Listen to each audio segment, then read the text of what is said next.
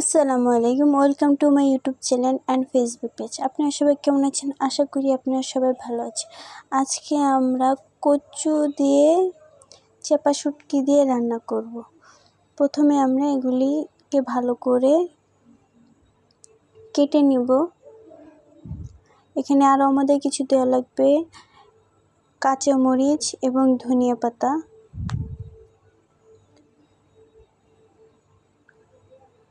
এরপর আমরা কচুটাকে ভালো করে ছিলিয়ে নিব।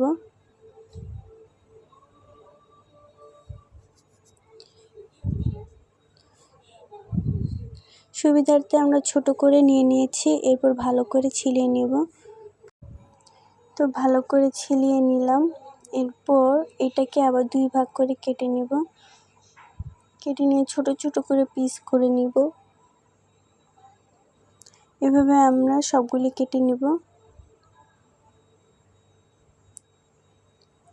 তো সবগুলি কেটে নিলাম। এরপর ভালো করে ধুয়ে রেখে দেব। তো এরপর চুলায় চলে গেলাম। চুলায় আমরা ভালো করে ধুয়ে বসিয়ে দিয়েছি। ঢেকে দেব আমরা। কিছুক্ষণ পর ফিরে আসলাম। ভালো করে উল্টে পাল্টে নেড়ে দেব আমরা।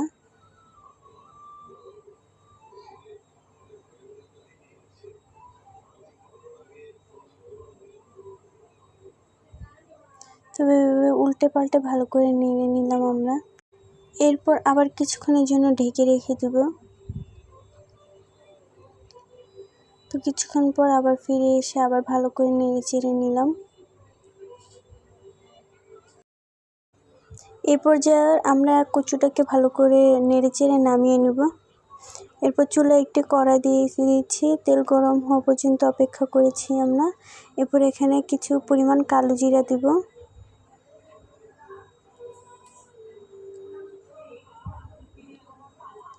এরপর তেজপাতা,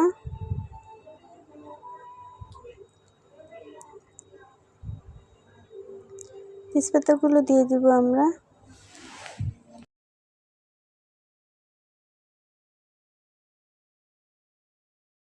তেজপাতা দেওয়ার পর ভালো করে নেড়েচেড়ে এখানে আমরা পেঁয়াজ এবং রসুন কুচি দিয়ে দিব। দিয়ে ভালো করে নেড়েচেড়ে নিব। এরপর এখানে আমরা জিরা বাটা দিব, ধনিয়া বাটা দিব। দিয়ে ভালো করে নেড়েচেড়ে নিব। ভালো করে নেড়েচেড়ে কষিয়ে নিব আমরা মশলাটাকে। ভালো করে নেড়েচেড়ে কষিয়ে নিলাম। এরপর এখানে কিছু গুঁড়া মশলা দেব। হলুদের গুঁড়া দিয়ে দিলাম 1/2 চা চামচ। এবং আপনারা যেমন ঝাল খেতে পছন্দ করেন সেই পরিমাণে আপনারা ঝাল দিয়ে দিবেন। এখানে আমরা 1 চামচ আর 1/2 চামচ দিয়ে দিয়েছি। এরপর এখানে চাপা শুটকিগুলো ভালো করে ধুয়ে নিয়েছি। ধুয়ে ভালো করে মশলাটার ভিতরে দিয়ে ভালো করে নেড়েচেড়ে নিয়েছি। এটাকে আমরা আবার ভালো করে কষিয়ে নেব।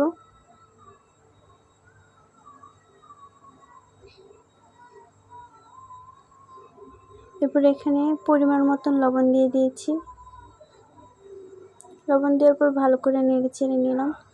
আপনারা যদি আমাদের চ্যানেলটাতে নতুন হয়ে থাকেন তাহলে কিন্তু চ্যানেলটাকে সাবস্ক্রাইব করে দেবেন। আর যদি ফেসবুক পেজ থেকে দেখে থাকেন তাহলে পেজটাকে ফলো করে আমাদের পাশে থাকবেন।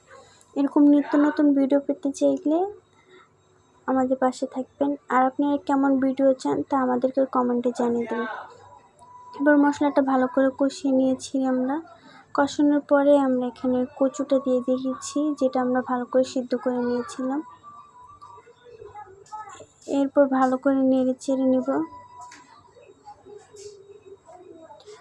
কিছুক্ষণের জন্য ঢেকে রেখে দিব। কিছুক্ষণ পর ফিরে আসলাম। তো দেখতে পাচ্ছেন কচুটা থেকে অনেকটা পানি বের হয়েছে, কারণ এটার ভিতরে অনেক পানি থাকে এবং সিদ্ধ করে নিয়েছিলাম। এই পানিটা থেকে পানি বের হয়েছে। এখানে আমরা আলাদা কোনো পানি দিইনি। এরপর আবার কিছুক্ষণের জন্য ঢেকে রেখে দেব। কিছুক্ষণ পর আবার ফিরে আসলাম, আবার ভালো করে নেড়ে চেড়ে নিলাম।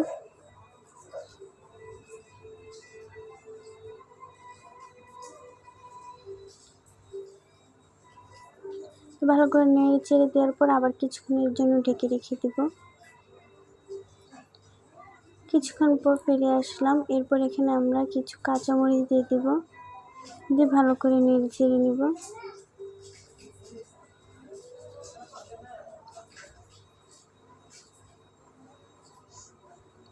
ভালো করে নেড়ে চেড়ে আবার কিছুক্ষণের জন্য ঢেকে রেখে দেব। কিছুক্ষণ পর উঠে নিয়ে আমরা এখানে ধনিয়া পাতা দিয়ে দেব। এই পর্যায়ে কিন্তু আমাদের রান্নাটা শেষ।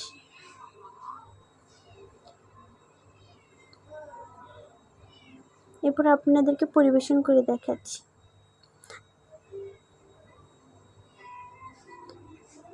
তো দেখতে পাচ্ছেন কতটা সুস্বাদু আমি দেখাচ্ছে। এভাবে আমাদের পাশে থাকবেন। আল্লাহ হাফেজ।